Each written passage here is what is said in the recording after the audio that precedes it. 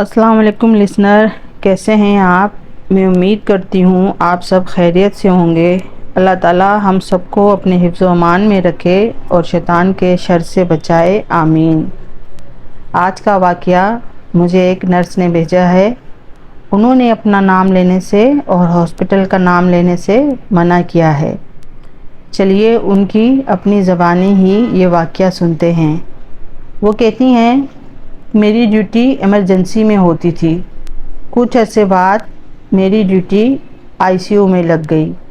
हमारा ICU second floor पर है, जहां एक साइड पे ऑपरेशन थिएटर और दूसरी साइड पे आईसीयू बना हुआ है और एक बहुत बड़ा रूम है जो अक्सर खाली ही रहता है। आईसीयू के बाहर गार्ड बैठे होते थे जो कि वहाँ ड्यूटी देते थे। मेरे साथ मेरी कोवर्कर की भी ड्यूटी आईसीयू में लगी। तमाम पेशेंट को चेक करने के बाद हम रात खाना खा के अपने काउंटर पर जाकर बैठ गई। थोड़ी देर ही हुई थी हमें बातें करते हुए कि हमें दरवाज़े पर नॉक होती है। हमें ग्लास डोर से किसी का हैवला खड़ा नज़र आता है। मेरी कोवर्कर उठकर दरवाज़ा खोलकर देखती है तो बाहर कोई नहीं होता। कॉरिडोर के कोने पर गार्ड अंकल कुर्सी पर सो रहे होते हैं। हम दोनों ने ही देखा था कि ग्लास डोर से कोई खड़ा हमें नज़र आ रहा था, मगर दरवाज़ा खुलने पर कोई नज़र ना आया। थोड़ी देर बाद मेरी कोवर्कर को इमरजेंसी से कॉल आती है तो वो नीचे चली जाती है। उसके जाने के बाद मैं अपने काउंटर पर बैठी हुई अपने पेशेंट्स की तरफ देख रही होती हूँ कि बाहर से मुझे शोर की आवाज़ आती है। मैं दोबारा दरवाज़ा खोल कर देखती हूँ तो मुझे कॉरिडोर में काफ़ी सारे लोग उस बंद रूम की तरफ जाते हुए नज़र आते हैं। वो सब एक रफ्तार से सर झुकाए चल रहे थे, जैसे वो कोई रोबोट हों। मुझे ये देखकर खौफ महसूस होना शुरू हो जाता है। मैं फिर अपनी जगह पर जाकर बैठ जाती हूँ। थोड़ी देर बाद फिर दरवाज़े पे नॉक होती है। इस बार काफ़ी सारे लोग ग्लास डोर से खड़े नज़र आ रहे होते हैं। अब मुझ में हिम्मत नहीं थी कि मैं उठकर दरवाज़ा खोलती। तकरीबन 15 मिनट तक वक्फे से नॉक होती रहती है। मैं दम साधे अंदर बैठी थी। आईसीयू के तमाम पेशेंट दवाइयों के ज़ेरे असर बेहोश पड़े थे। हर तरफ खामोशी थी, सन्नाटा था। अगर एक पिन भी गिरती तो उसकी आवाज़ हमें आती। थोड़ी देर बाद ऐसा महसूस हुआ जैसे बाहर कोई लोहे की चीज़ घसीट रहा है। आवाज़ आस्ता आस्ता आईसीयू के करीब आ रही थी कि इतने में आईसीयू का दरवाज़ा खुलता है और एक शख्स जिसे ड्रिप लगी हुई थी, ड्रिप स्टैंड के साथ दरवाज़े में खड़ा नज़र आता है। वो गर्दन झुकाए दरवाज़े में खड़ा था। उसे देखकर मैं परेशान हो जाती हूँ। मैं उन्हें कहती हूँ, सर आप यहाँ कैसे आ गए। ड्रिप स्टैंड पे इमरजेंसी की स्टैंप लगी हुई थी। मैं समझ गई कि ये इमरजेंसी के पेशेंट हैं। मेरी आवाज़ पे वो शख्स अपनी गर्दन ऊपर उठाता है।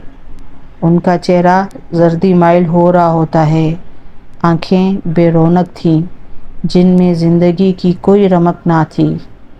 वो मेरी तरफ देखकर कहते हैं, मेरे घर वालों को बता देना मैं यहाँ हूँ। वो जब बोलते हैं तो उनकी आवाज़ अजीब सी होती है। वो वापसी के लिए मुड़ते हैं और दोबारा उस बंद रूम की तरफ चले जाते हैं। जैसे ही वो कॉरिडोर के दरमियान में पहुंचते हैं कि वही लोग जो मुझे कॉरिडोर में चलते हुए नज़र आए थे, उनके साथ चलते हुए नज़र आते हैं और वो तमाम लोग उसी बंद कमरे की तरफ दीवार के अंदर से उस कमरे में दाखिल हो जाते हैं। अब मेरी हालत खौफ से बुरी हो जाती है। मैं तेज़ी से घबराकर नीचे इमरजेंसी की तरफ भागती हूँ।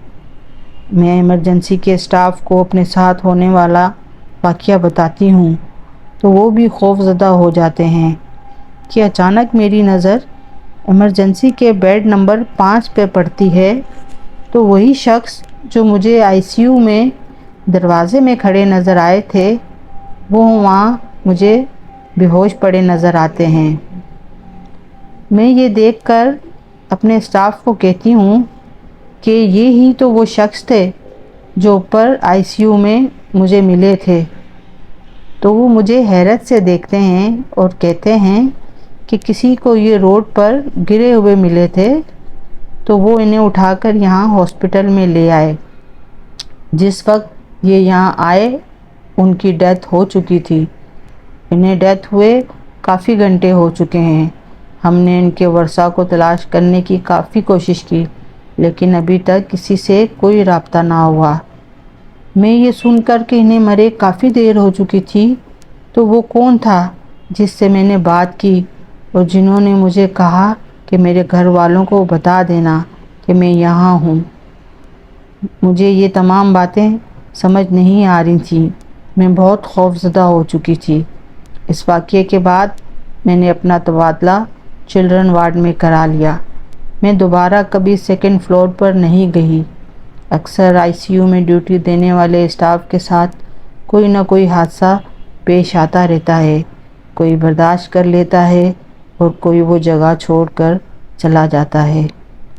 تو لسنر، یہ تھا آج کا واقعہ۔ میں امید کرتی ہوں آپ کو پسند آیا ہوگا۔ پلیز میرے چینل کو شیئر کریں، لائک کریں اور سبسکرائب کریں۔ اللہ حافظ، دعاؤں میں یاد رکھیے گا۔